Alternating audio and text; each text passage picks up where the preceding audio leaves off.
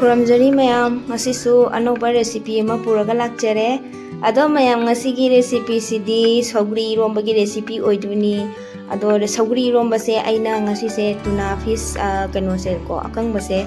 hapke na tawbani ba ko ado tuna fish akangba se ai kano budi tawjadri ampau chajadri ahamba oiduni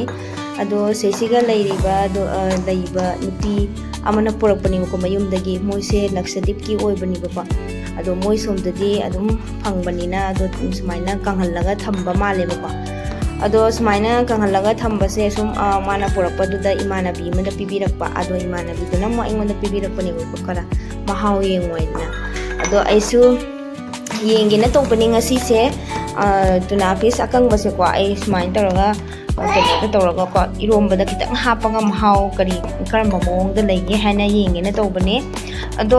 am kalle yasidi yam khukanamda kalle ko aduna ai hojisina fajana sugairaga ko aduga tingchannaga thamdradi yade ba ko adu ngahak fajana kumna sugairaga aduga tengor amdang hakang tingchanlaga thamage ko kanbegi fajana kalle kamaina bu kana tawriba khangde ba ko se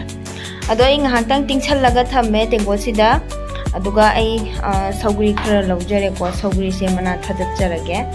ado hamayam su saugri kangsoi di adum chanai ko ado saugri eromba se di pa chana daba male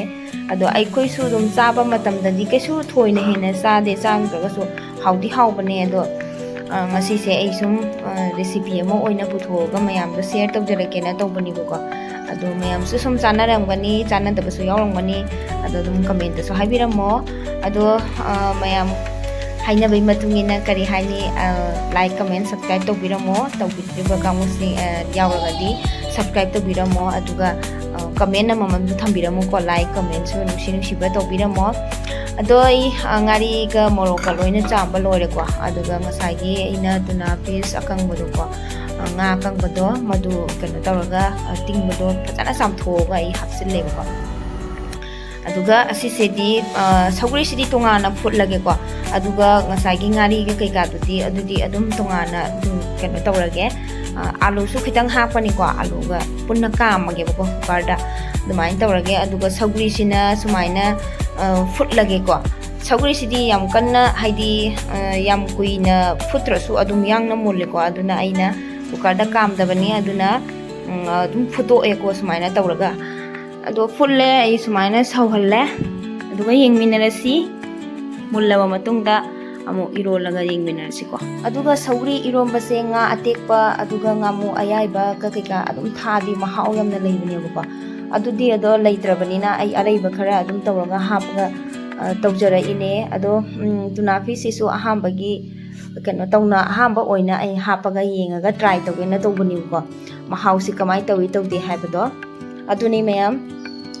saugri sisu mulle ko ai thangda jare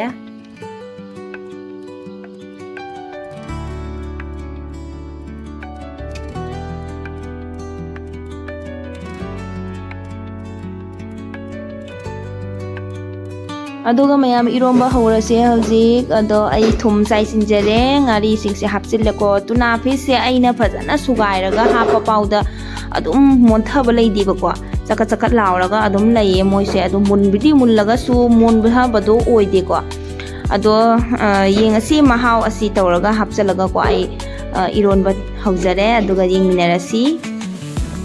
aduga aise video nambase ko adum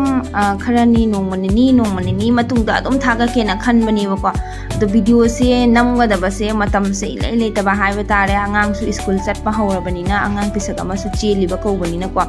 matam se engonda amata laitaba aduga video se aina namge na hek torokpa matam da su aina tawriba edit tawriba se su yam wana matam kadang phangba matam duda aise sa tahobani ba ko aduna ne mayam aise wangang base haibadi fajana kano tawraga explain tawdadabusu haiba karino haigadabado hairaga khallaga ngangbagi matam phawba leiti ba ko engonda ado aikhoidi chinda haibadi ngangbado kaya haitabani na khallaga ngangdradi yade ba ko aduna khallaga ngangbagi matam go leidrabani na wa ngangbase kaya haidre haitare thoktre ngangbase aidi kari haigadabano haibado khangdri ba ko adune mayam aduna aigi ngangbada haibadi was iwata da kaya soiba yawrbasu ngi mayam ngapiu ado mayam sum aigi video se nungai biragadi do like comment subscribe tawba kawbiram gano subscribe tawdriba sing tawbiramo habane ado mayam ai kaino tawre ko iromba loijare aduga ai kaino amasu tawjare khongdum kangsoi ama tawjare aduga sa ngauba mai leire ko aduga sigana saugri thongba do leijare saugri thongba nate saugri iromba do leire ko ado asini mayam ngasigi video sidi aswai sida lo shinjarage ado amayam aigi video sibu nungai bi bataragadi like comment tawbiramo hanjin hanjin na haijare adoni mayam video se swai sida lo shinjarage mathang next video madamu thengminarasi bye